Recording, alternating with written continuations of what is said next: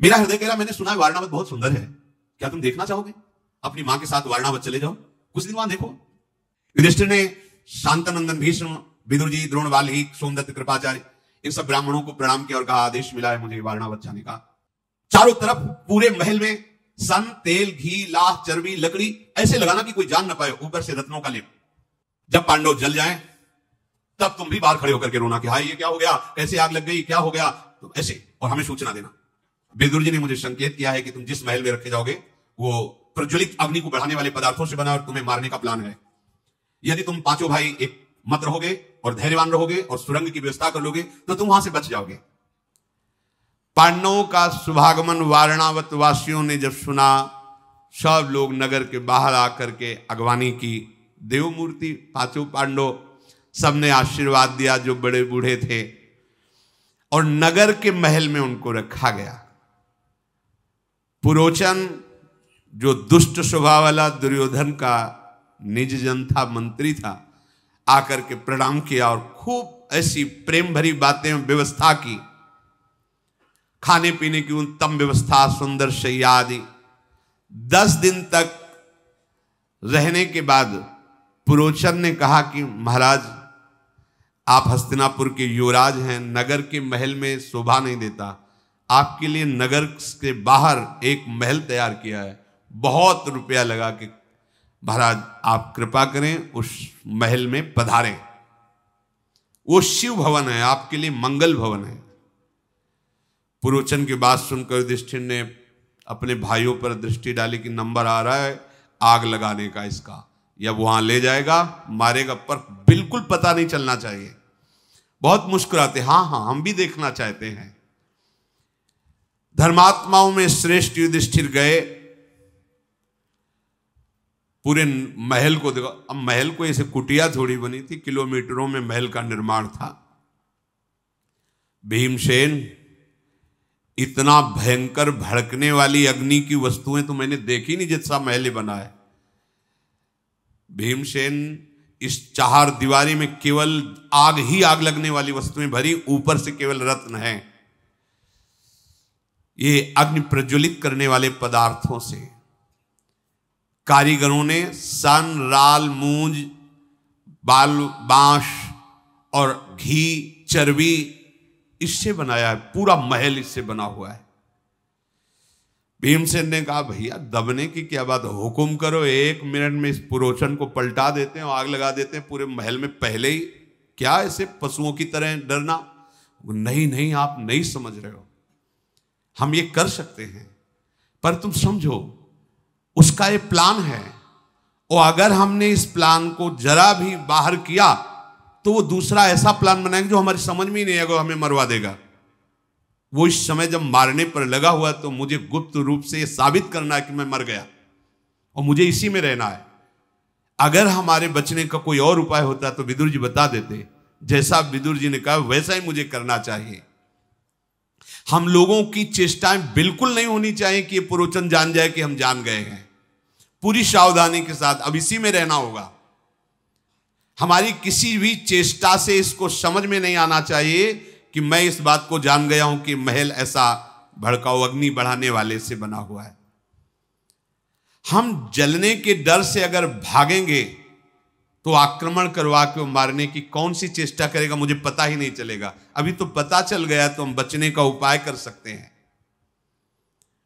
अर्जुन से कहा, तुम्हारी एक ही यहां की दिनचर्या, हर समय पुरोचन पर दृष्टि रखना और वो जान न पावे, वो आग न लगाने पावे।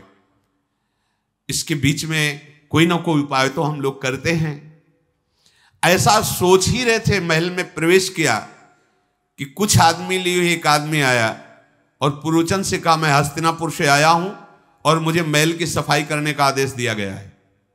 हाँ ठीक है, जाइए अंदर। अंदर गए और युधिष्ठिर से कहा, मैं विदुर जी के द्वारा भेजा हुआ हूं और हम इतने सुरंग बनाने में प्रवीण हैं कि कम समय में बहुत लंबी सुरंग तैयार कर देते हैं। पर तुम्हें विश्वास दिलाने के लिए मैं बताता हूं, उन्होंने म्लेच्छ भाषा में आपसे कहा था कि एक ऐसा अस्त्र है जो लोहे का नहीं है पर वो सबको भस्म कर सकता है, वो मकान। ये मैं इसलिए बता रहा हूं कि मैं विदुर जी का ही आदमी हूं, कोई छल कपट नहीं, विश्वास कीजिए मेरे पर। युधिष्ठिर जी ने कहा मैं समझ गया। विदुर जी ने जो आपको उपदेश किया था कि एक बिल तैयार होना चाहिए, उसी के लिए मैं आया हूं। युधिष्ठिर जी ने कहा सौम्य तुम्हें ज्यादा बताने की जरूरत नहीं, मैं पहचानता भी हूं कि आप विदुर जी से मिलते थे, आप उनके गुप्तचर हैं, मुझे पता भी है। उसने कहा बस इस महल के अंदर कोई आने न पावे, पुरोचन भी आने की चेष्टा करे तो वहीं रोक दिया जाए, और अगर कहीं ऐसा हो कि कोई आ रहा तो मुझे संकेत कर दिया जाए। मैं ऐसी स्थिति रखूंगा। एक लकड़ी का ऐसा तख्त बनवाया था जो वहीं तत्काल रख करके आसन उस पर लगा हुआ था, और उस तख्त में नीचे ऐसे कपड़ा डाल के कि सुरंग जहां से बनी कोई देख ले, महाराज युधिष्ठिर उस पर बैठ जाएंगे जब तक खोदेगी। पर भगवत कृपा से कोई बाधा ही नहीं आई। बहुत जल्दी सुरंग का निर्माण तैयार हो गया गंगा जी तक जाने का, और उसके ऊपर एक काठ की ऐसी लेवल और उसके ऊपर मिट्टी, जैसे किसको पता ही नहीं है कि यहां सुरंग बनी। कुछ ही दिनों में सुरंग तैयार हो गई। उस भवन के ठीक बीचों बीच सुरंग निकाली गई, भूमि की समान तह पर उसको पाट दिया गया। पुरोचन के भय से उस सुरंग खोदने वाले ने पूरा ऐसा मुख बंद करके मिट्टी डाल दी कि जैसा महल की अन्य भूमि वैसे ही वो भूमि। पांडवों ने कहा बहुत बड़ा काम हो गया, बचने का उपाय हो गया। भीमसेन ने कहा कि वो आग लगावे इसके पहले हम लगा दें तो कैसा रहेगा, वो भी जाए, वो भी तो मजा चखे, महल निर्माण किया है। तो उस दिन क्या था कि कुंती जी ने ब्राह्मणों को और भूखों को भोजन पवाने के लिए निमंत्रण दिया था। तो एक भीलनी भी आई थी जिसके 5 लड़के थे। ये पुरोचन हम पर विश्वास कर रहा है और विश्वास दिला के धोखा देगा, इसलिए भैया बढ़िया बात बन गई। अब वो जो भीलिनियां आई थी वो जंगल से शराब लेके आई थी, तो उस भीलिनी ने भी शराब पिया, उसके पुत्रों ने पिया, खूब खीर पुआ पाया और वहीं महल में सो गए। ब्राह्मण लोग पाके चले गए। पुरोचन आराम कर रहा था। भीमसेन ने गदा उठाई, एक गदा मारी तो जो सुरंग का दरवाजा था टूट गया, निकलो बाहर, और वहीं से आग लगाई जहां पुरोचन सो रहा था। पूरा महल वो इतना प्रज्वलित है, एक जगह छुआती पूरा महल बम से, जिसे बम फूटता है ऐसे पूरा महल आग आग हो गया। रात भर आग जलती रही, इतना उसमें सामान था। अब तो वारणावत में हाहाकार मच गया, ये क्या हुआ। महल में अचानक आग लग गई, सब लोग पांडव भस्म हो गए, बड़ा आर्त भाव। अब भगवान की देखो लीला की, 5 पांडव मर गए और कुंती भी मर गए। इसके प्रमाण के लिए भीलनी उसके 5 पुत्र वहीं जल गए। चारों ओर आग ही आग। पूर्वासी जन दीनता ले हाय हाय करके सब घेरे हुए हैं आसपास। ये पुरोचन जरूर पापी इसी में लगा रहा कि पांडवों का विनाश कैसे। धिक्कार है धृतराष्ट्र की बुद्धि को, धिक्कार है दुर्योधन की बुद्धि को। ऐसा पूरी रात खड़े रहे। जब दिन हुआ तब वहां जांच शुरू हुई। लोग ऐसे, वो जो सुरंग बनाने वाला था बड़ा प्रवीण था। प्रथम गेट से लोग देख रहे हैं कौन जला, वो भाग के वहीं गया जहां सुरंग थी, और सारी आग सब भर के कि सुरंग का नामो निशान न रहे, अपने आदमियों के साथ, और फिर आकर उनके बीच में सम्मिलित हो गया। इधर भय से युक्त तो पांडव हैं, सुरंग से जा रहे हैं, और लंबी सुरंग। जब बाहर निकले सुरंग से तो थक गए, क्योंकि भय भी था और हृदय कि अब ये जब हमारे विनाश के लिए कौरव पक्ष लग गया तो कहां तक हम बचेंगे। कुंती जी बैठ गए, मेरे से चला नहीं जाता, राजमाता है। नकुल सहदेव भी, भीम ने भयंकर रूप धारण किया, कुंती जी को ऐसे बैठाला, नकुल सहदेव को यहां बैठाला, अर्जुन और युधिष्ठिर को ऐसे टांगा, चल पड़े। भीम चारों को ऐसे, महापराक्रमी परम वेगशाली भीम ऐसे लेकर के अपने मां को और चारों भाइयों को चल रहे हैं। रास्ते में जो मतलब यहां से रास्ता नहीं, पहाड़ है, एक लात मारते वहां से गली बन जाती। कोई वृक्ष सामने आता जरा से धक्का में गिरा देते, वायु वेग से, पवन पुत्र हैं भीम, तो वो रास्ता बनाना नहीं पड़ता, जिधर से चलते रास्ता बनता चला जाता। तेजस्वी वायु की गति के समान अपने पैरों के ठोकर से पृथ्वी को विदीर्ण करते हुए आगे बढ़ रहे थे।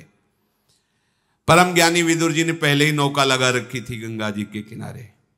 जब वहां गए तो नौका को चलाने वाला आया, प्रणाम किया और कहा मुझे विदुर जी ने आपकी सहायता के लिए भेजा है और मैं उनका हूं, इसलिए आपको बता रहा हूं कि आपको उन्होंने म्लेच्छ भाषा में उपदेश किया था और ये उपदेश किया था, क्योंकि विश्वास होना, पता नहीं दुर्योधन का आदमी हो तो। उन्होंने कहा हाँ मुझे विश्वास है।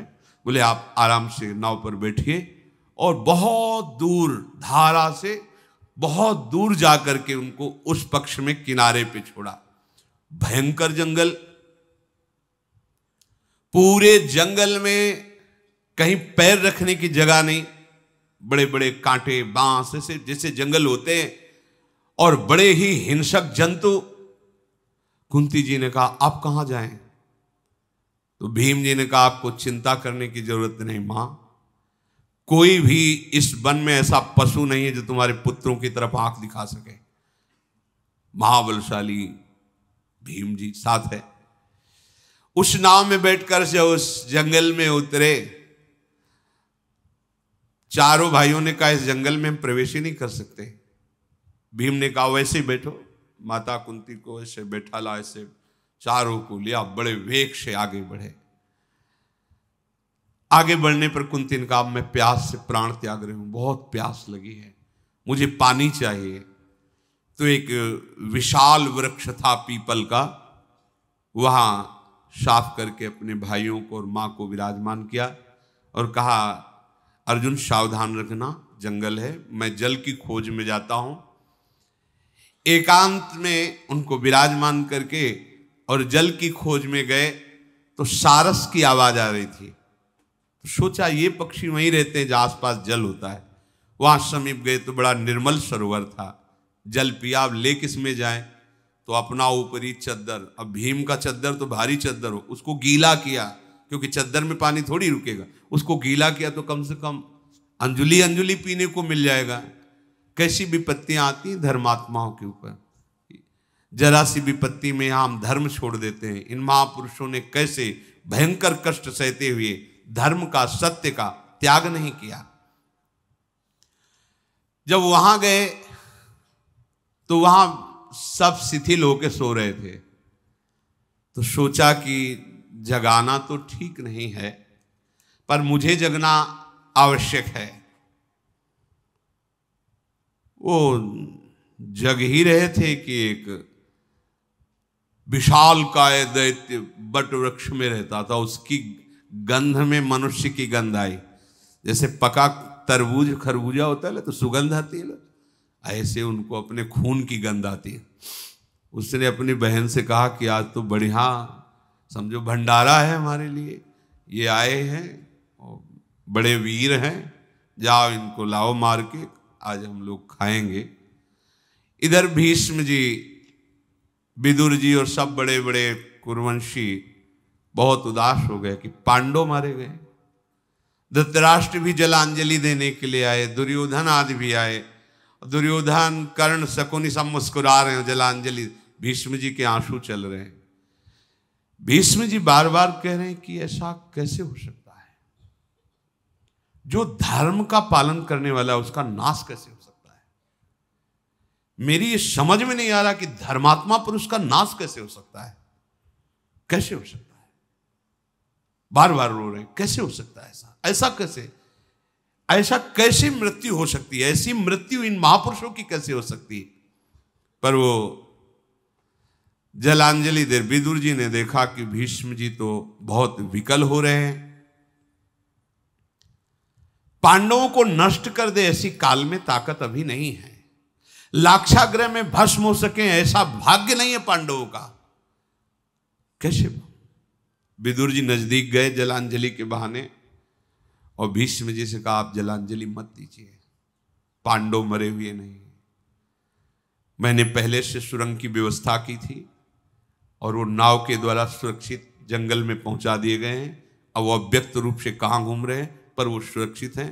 आप जलांजलि मत दीजिए, पांडव सुरक्षित हैं। श्रमित होने के कारण सब बेशुद्ध हो रहे। कुंती जी भी सो गई, युधिष्ठिर जी, अर्जुन जी, नकुल जी, सहदेव जी विचार करने लगे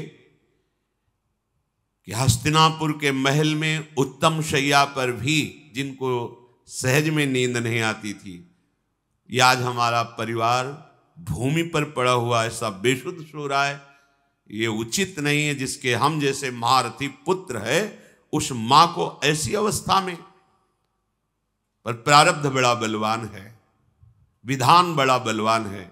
भीमसेन ऐसा सोच, फिर सोचा कि प्यासे तो जरूर हैं, पर नींद आ गई, इसलिए जगाना नहीं चाहिए। मुझे बैठकर इनकी रक्षा करनी चाहिए और इंतजार करना चाहिए। बैठे बैठे एकदम चिंतन गया कि दुरात्मा धृतराष्ट्र हमारे बड़े पिता कहलाते हैं और अपने पुत्रों के पक्ष में आकर हम लोगों को ऐसे संकट में डाल दिया। हम सबको जलाना चाहा, आज हम भारी कष्ट में फंस गए हैं। एक समय आएगा कि मैं इन सबको दंड तो जरूर दूंगा। भीम ऐसा निश्चय कर रहे हैं और स्वयं जागते हुए उनकी रक्षा कर रहे हैं। जहां पांडव विराजमान थे, वहीं पास में एक शाल वन था। वहां ऊंचे शाल वृक्ष पर बड़ा ही भयावह बलवान राक्षस रहता था, हिडिंब। उसको गंध आई मनुष्य की, बड़ा क्रूर था, मनुष्य का मांस उसे बहुत प्रिय था और पराक्रमी था। क्रूरता उसके स्वभाव में थी। बड़ी बड़ी दाढ़ें, विकराल मुख, भयंकर काला शरीर, बहुत विशाल पेट। उसने अपनी बहन हिडिंबा से कहा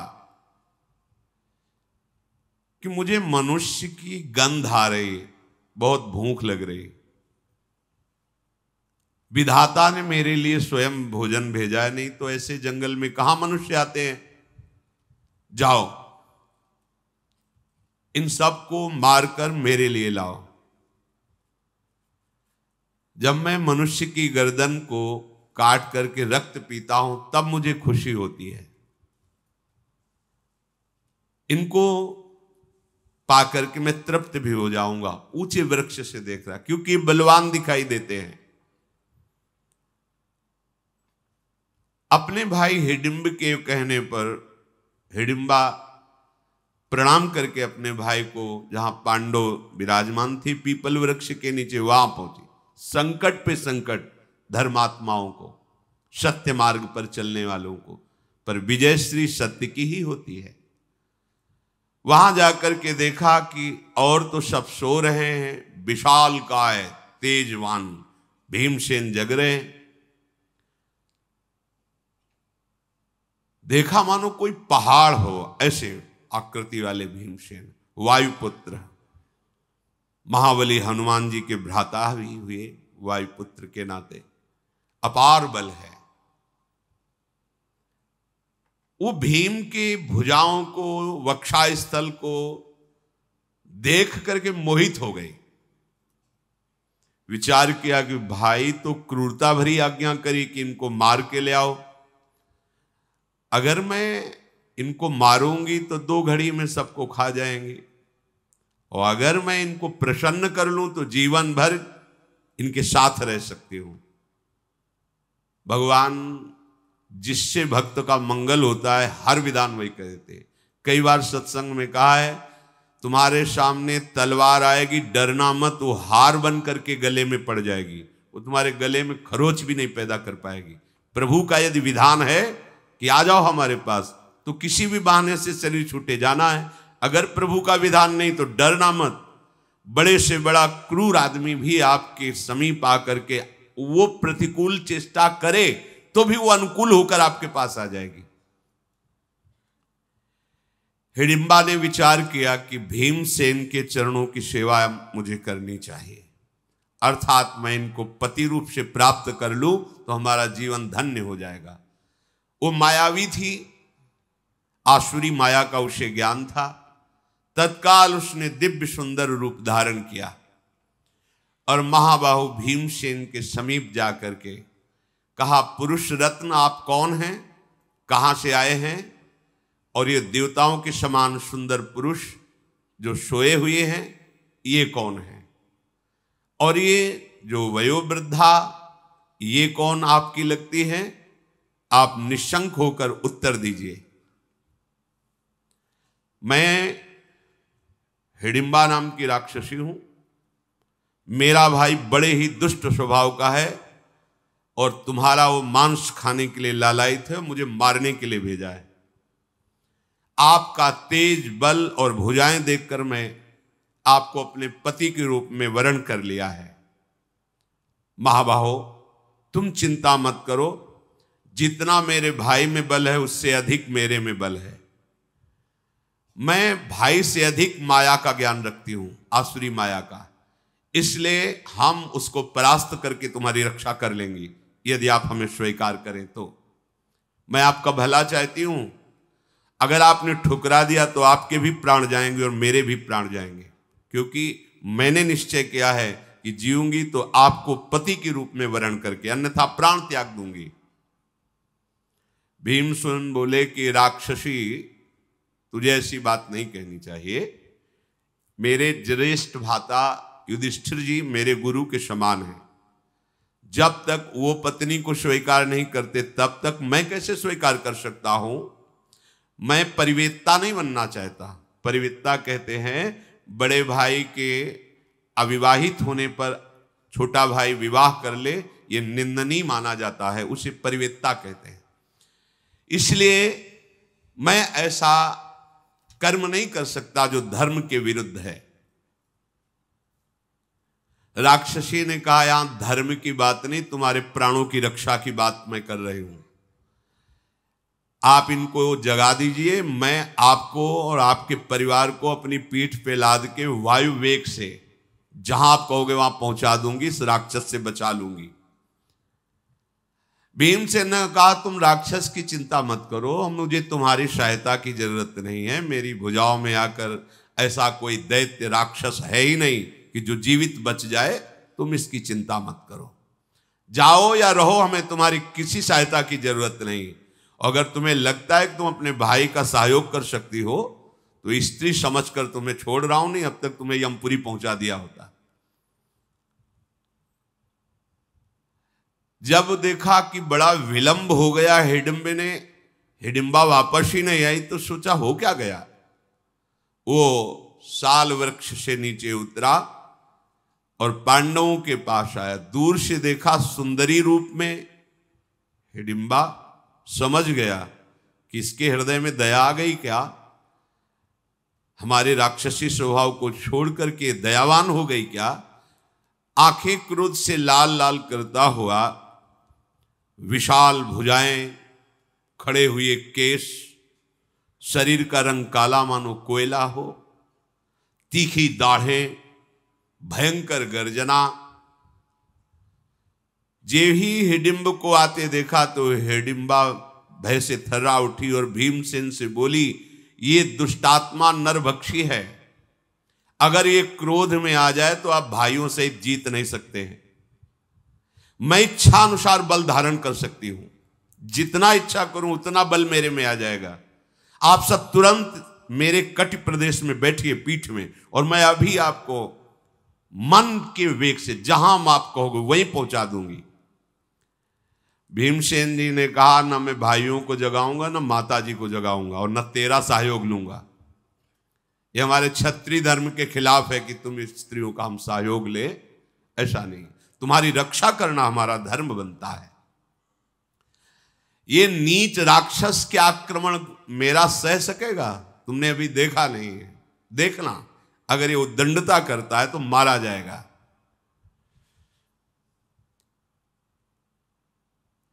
हिडिंबा ने कहा कि मुझे तो आप देवताओं के समान बड़े कोमल दिखाई दे रहे हैं,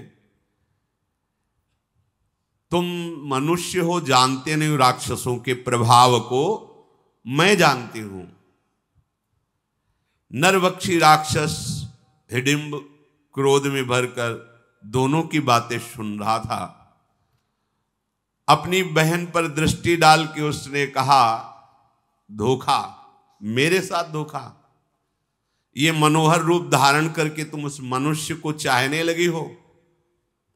पहले तुझे मारूंगा, फिर इनको मारूंगा। बड़ा उसका क्रोध बढ़ा।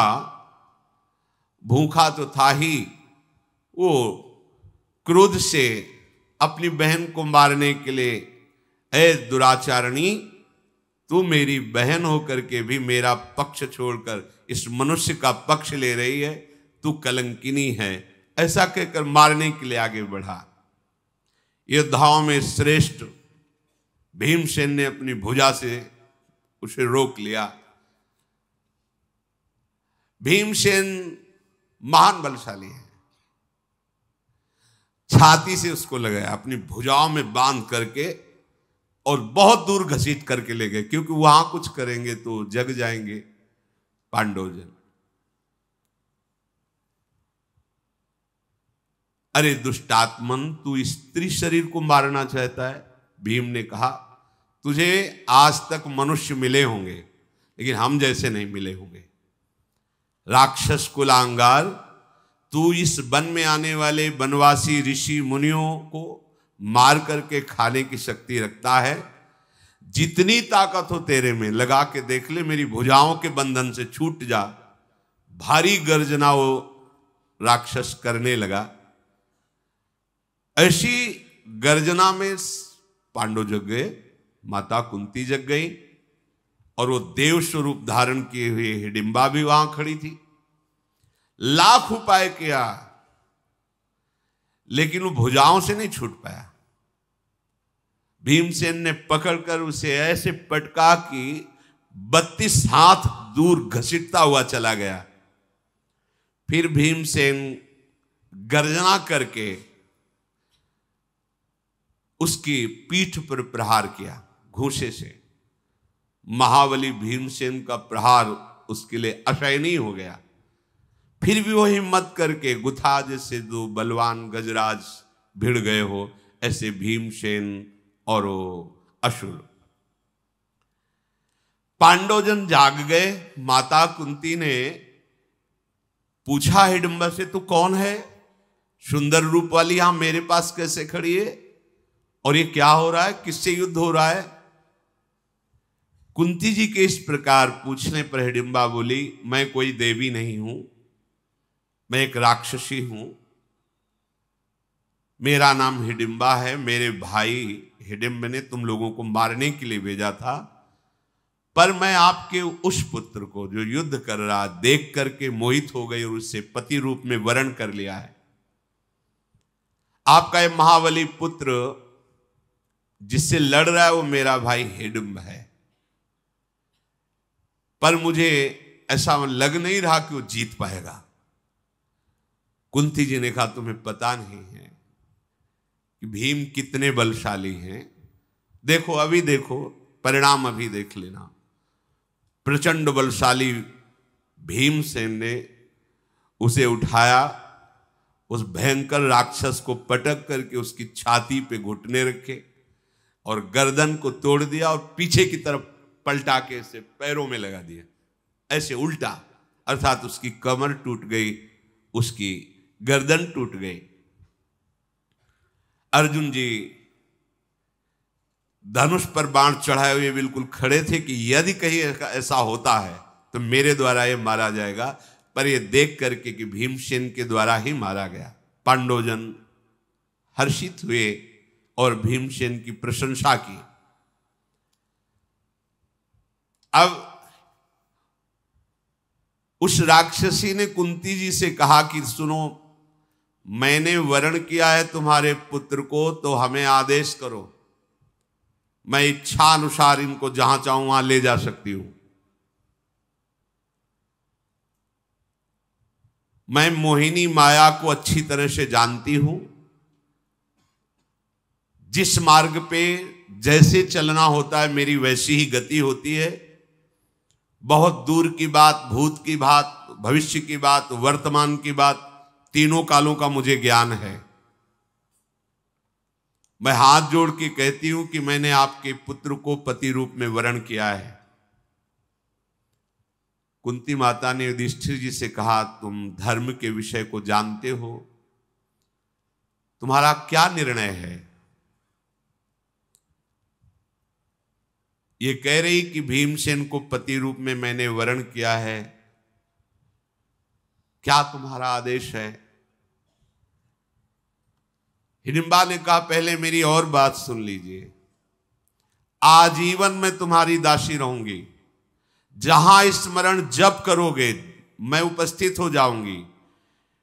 कोई ऐसा स्थान नहीं जहां मैं जा न सकूं, आपको ले न जा सकूं।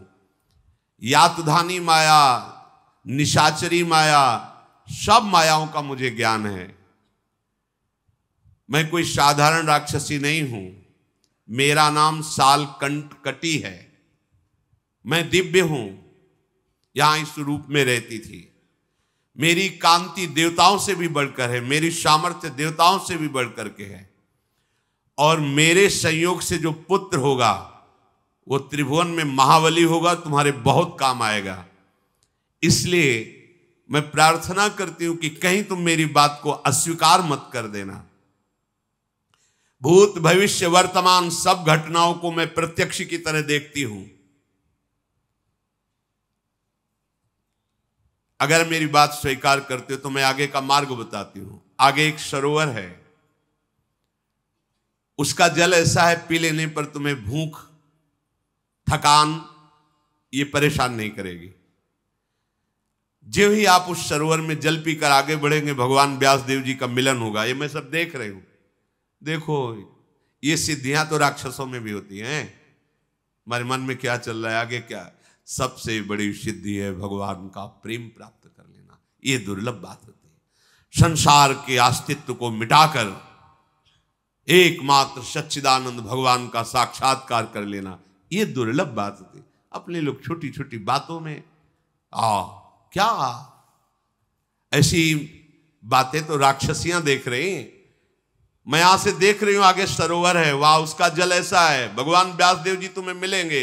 सब बातें भूत भविष्य वर्तमान की, अंतर्ध्यान हो जाना, दूर देश तक पहुंचा देना, ये सब जो योग की सिद्धियां तो प्राप्त है उस मायावी राक्षसी को। ये कोई चमत्कार नहीं, चमत्कार है राधा राधा राधा। आंखों से अश्रु बह रहे, रोमांच हो रहा है, और श्यामा श्याम की याद में तुम विकल हो रहे हो, ये सबसे बड़ा चमत्कार। अनंत जन्मों के मलिन अंतःकरण ने अगर एक बार भी राधा बोलने की इच्छा कर ली, ये चमत्कार हो गया। ये चमत्कार अविनाशी है। ये छोटी मोटी बातें, अपने लोग बहुत छोटी स्थिति के हैं, जरा सी बात के लिए सोचते कोई हमारा दुख हटा देगा। जब हमारे मन की बात जान गई तो हटा। 24 घंटे तुम अपने मन की बात जानते हो, तुम नहीं जानते अपने मन की बात। क्या खास बात हो गई? पांच भौतिक पर्दा लगा हुआ शरीरों में, एक ही मन सृष्टि में है, वो अंश रूप से सब जगह विभाजित होकर चल रहा है। उसमें तदात्म हो जाओ, पूरी सृष्टि के मन की बात जान लोगे, क्या हो जाएगा? इससे हो क्या जाएगा? मन की बात जान लेने से कुछ हो जाएगा क्या? क्या होना है? मन को सावई मना कृष्ण पदारविंदयो। अब बात बनी, आपके मन को बलात् अपने भजन के प्रभाव से घसीटकर प्रियालाल में लगा दे, ये चमत्कार है। अनंत जन्मों की बिगड़ी बनती है प्रभु के चरणों में चित्त जोड़ने से। नहीं ये छोटी मोटी मायाओं की सिद्धियां जो राक्षसों के अंतर। देखो, कमल नयन भगवान व्यास देव जी आपका परम मंगल करेंगे अपने उपदेश से। मैंने सब देखा है, वारणावत में तुम्हें महल के अंदर जलाने की चेष्टा सब देख रहे हूं।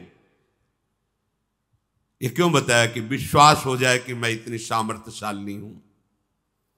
हिडिंबा का ये वचन सुनकर कुंती देवी प्रभावित हो गई कि ऐसे संकट में भगवान ने इसे भेजा है। युधिष्ठिर जी से कहा, धर्मात्माओं में श्रेष्ठ बेटा, मैं जो कहती हूं बहुत ध्यान दीजिए। इसने जो बोला उसमें धर्म मुझे दिखाई दे रहा है। यदि इसकी हार्दिक भावना भीमसेन को पति रूप में प्राप्त करने की तो कोई दूषित नहीं है। युधिष्ठिर जी ने कहा, कि हिडिंबा तुम जैसा कह रही हो ठीक है, परंतु मैं जो बात कहूं उसे सत्य में स्थिर होकर स्वीकार करना। भीमसेन स्नान करके नित्य कर्म करके मांगलिक वेशभूषा धारण करेंगे हमारे पास, इसके बाद तुम ले जाओगी और संध्या काल होते होते यहीं छोड़ जाओगी। इतना हम समय तब तक देंगे जब तक तुम्हें गर्भ नहीं धारण होगा। गर्भ धारण होने के बाद बस तुम दूर हो जाओगी। अगर इतना स्वीकार करती हो सत्य को साक्षी करके, तो मैं आदेश करता हूं कि हमारे छोटे भ्राता भीम को आप पति रूप से वरण कर सकते हैं। इतना कहने पर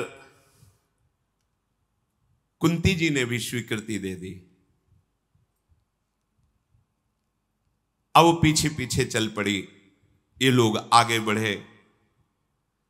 सहदेव जी और नकुल जी को आगे रखा जाता था क्योंकि ये छोटे हैं सबसे। शालिहोत्र मुनि का आश्रम मिला और वो सरोवर मिला जो उसने बताया था। वहां जाकर के जे भी जलपान किया सब श्रम मिट गया, भूख प्यास की भी चाह मिट गई। हिडिंबा राक्षसी ने कहा कि अब आप मुनि के आश्रम में कुछ दिन रहिए और हम भीम को आपकी शर्त के अनुसार ले जाएंगे। देर नहीं लगी, सुंदर पर्णशाला तैयार कर दी। सामर्थ्यशालिनी थी वो, सुगंधित सुगंधित लताओं से बड़ी ही सुवासित कुटिया। एक कुटिया बनाई जिसमें माता कुंती और एक कुटिया बनाई जिसमें पांडव। जिस समय प्रातःकालीन संध्या करके भीम निवृत्त हुए, कुंती ने भीम से कहा, धर्म को दृष्टि में रखते हुए इसे सम्मान पूर्वक स्वीकार करो। मेरी आज्ञा है जिस दिन ये गर्भ को धारण करे उसके बाद इसे स्पर्श भी मत करना, इससे तुम्हारा कल्याण होगा। मैं और कोई प्रतिवाद उत्तर सुनना नहीं चाहती। भीमसेन से माताजी ने ऐसा आदेश किया। बहुत अच्छा कहकर भीमसेन ने वो बात स्वीकार की। तत्काल भीमसेन को अपने हृदय से लगा कि अंतर्ध्यान हो गई। हो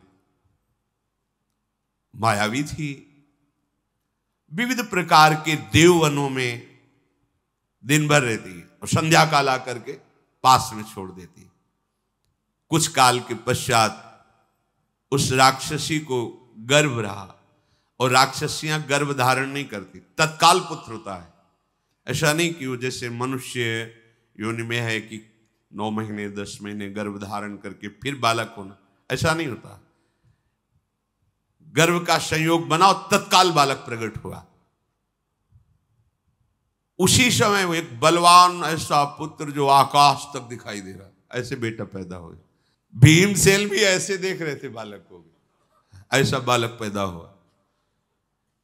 कान ऐसे जैसे भाला, नुकीले ऐसे, बड़ा ही भयंकर। आवाज ऐसी मानो पर्वत फट जाए, ऐसी गर्जना उसकी। विशाल काय शरीर, शत्रुओं का दमन करने के भावना से नाक और आंखें फड़क रही थी। मतलब भीमसेन उसकी बहुत बहुत पिंडलियों तक ही होंगे, बेटा इतना बड़ा। वो घुटने के बल होकर प्रणाम करके भीमसेन से कहा, कोई भी पिशाच, राक्षस, गंधर्व, देवता, ऐसा नहीं कि मैं क्रोध में भर जाऊं और मुझे परास्त कर दे। मैं इतना शक्ति का अनुभव कर रहा हूं। यद्यपि मैं अभी अभी प्रकट हुआ हूं, पर त्रिभुवन में ऐसा कोई वीर नहीं जिसको मैं अभी परास्त न कर सकूं। राक्षसियां जब गर्भ धारण करती तो तत्काल उसको जन्म दे देती हैं और इच्छानुसार रूप धारण करने में ये समर्थ होती है। हाथ जोड़ करके भीम से उसने कहा कि जब आप हमें बुलाएंगे तब हम उपस्थित हो जाएंगे। जो सेवा कहेंगे वो हमारे लिए कोई ऐसा नहीं होगा कि मैं नहीं कर पाऊंगा, पर मेरा नाम तो रख दो। तो घटो हास्योत्कच इति माता तम प्रत्यभाषत अब्रवीत तेन नामस्य घटोत्कच इति स्महा। खोपड़ी में एक भी बाल नहीं, विशालकाय खोपड़ी है। उत्कच माने घट, बाल रहित, केश रहित, इसलिए घटोत्कच। कच माने होता बाल, घटो एकदम एक भी बाल नहीं, बाल रहित सिर होने के कारण उसका नाम घटोत्कच रखा गया।